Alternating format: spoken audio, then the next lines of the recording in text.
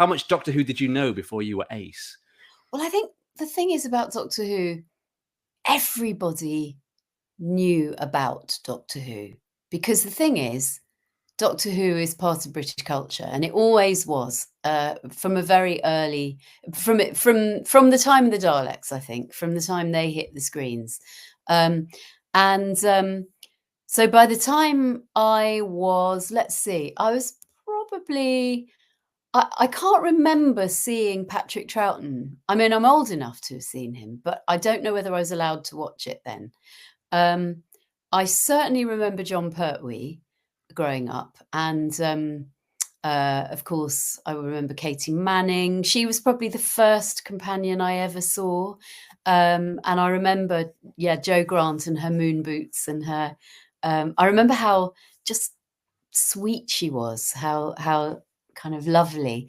And then of course the iconic Sarah Jane Smith, Liz Sladen, I remember her. And then I remember being absolutely furious when John Pertwee regenerated into Tom Baker, thinking, well, that'll never work. How dare somebody else come and play Doctor Who? And how wrong was I? And then I must have watched, it was just it's always there. Doctor Who was always there in the background. And then by the time I auditioned for Doctor Who, I mean, I must admit that I hadn't watched it because I'd been a student, hadn't really had a telly, or, you know, I'd been out doing other stuff.